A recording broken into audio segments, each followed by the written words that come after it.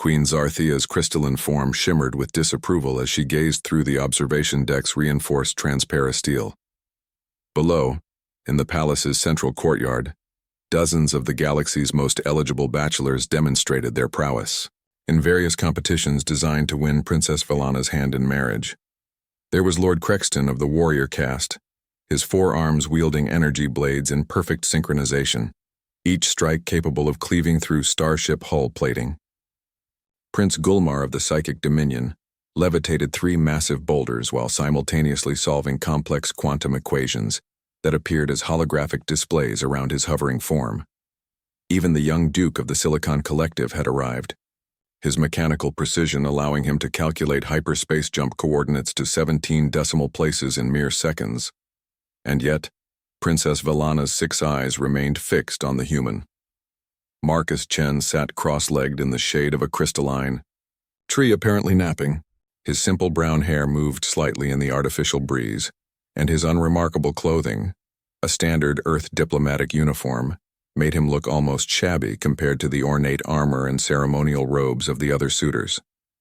"That human?" Queen Zarthia asked, her voice carrying the harmonic undertones that indicated deep concern among her species. "Velana, surely you jest. He possesses no notable physical capabilities. His lifespan is laughably short, and his species has barely achieved interstellar travel.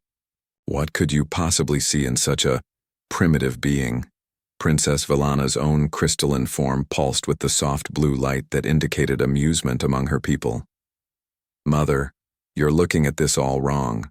Watch." As if summoned by their conversation, Lord Crexton's demonstration reached its climax.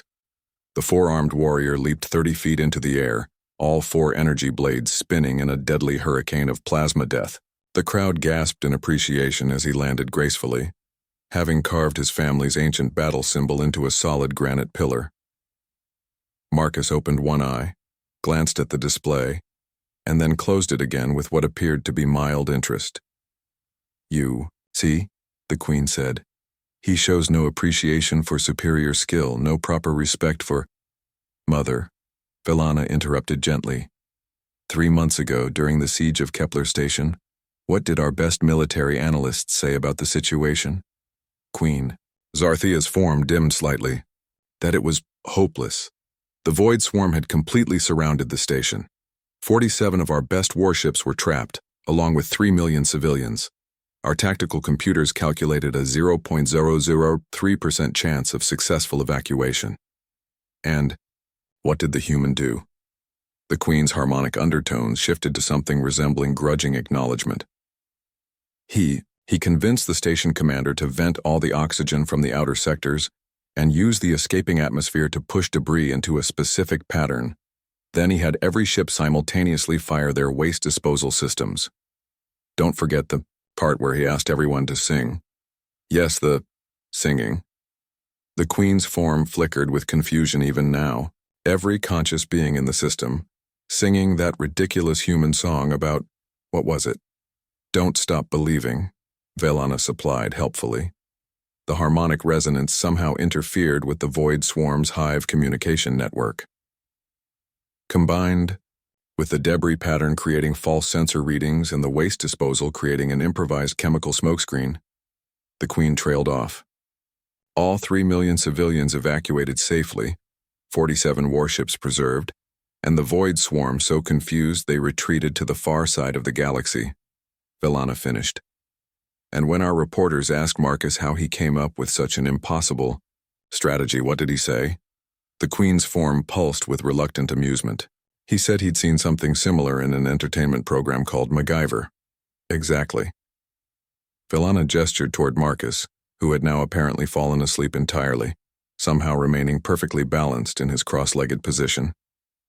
"Do you see Lord Crexton's magnificent blade work? Beautiful, precise, deadly." But Marcus once ended a 3-day standoff with the cyber hegemony by challenging their supreme AI to a dance-off. "That was admittedly effective," the Queen conceded. "Prince Gulmar's psychic abilities are impressive," Velana continued. "But when the telepathic collective tried to read Marcus's mind during those trade negotiations, he just started mentally reciting something called "The Song That Never Ends" until they begged him to stop. Queen Zarthia was quiet for a long moment, watching as Prince Gulmar finished his demonstration by reading the thoughts of everyone within a 50-meter radius simultaneously. The crowd applauded politely. Marcus chose that moment to wake up, stretch, and walk over to the refreshment table. He examined the various alien delicacies, selected what appeared to be a simple glass of water, and somehow managed to trip over absolutely nothing. The water went flying in a perfect arc, landing directly on a small smoking device that none of the security teams had noticed. The device, clearly some kind of surveillance or assassination tool, sparked, sizzled, and died. Marcus looked around, shrugged, and went back to his spot under the tree. "Mother," Velana said quietly, "every species in the galaxy has tried to understand humans. Their combat capabilities are mediocre. Their technology is centuries behind ours. Their lifespans are brief, and their logic patterns are unique. But somehow, when the impossible needs to happen, they make it happen.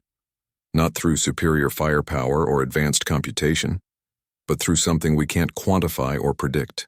The Queen watched Marcus settle back into his meditation pose, apparently unaware that he just casually foiled what would later be discovered as a sophisticated assassination attempt. "They call it thinking outside the box," Velana continued. "But it's more than that. Humans don't just think outside the box, they forget there was ever a box to begin with." Queen Zarthia's crystalline form gradually shifted from disapproval through contemplation to something resembling understanding. "And you believe this unconventional perspective and would be valuable in a royal consort?" "Mother, I don't want to marry the strongest warrior or the most gifted psychic or the most advanced artificial intelligence. I want to marry someone who, when faced with the impossible, will find a way to make it possible. Someone who will look at our greatest challenges and ask, 'Have we tried turning it off and on again?'" The Queen's harmonic laughter filled the observation deck. "Very well, my daughter. But if he defeats the Galactic Council's next crisis using nothing but duct tape and positive thinking, I'm holding you personally responsible." As if responding to their conversation, Marcus opened his eyes and looked directly up at their observation deck. Despite the fact that the viewing port was supposed to be one way, he somehow spotted them, smiled, and gave a small, friendly wave. Both royal women waved back automatically. "Yes," Princess Velana said with satisfaction. "He's definitely the one I want."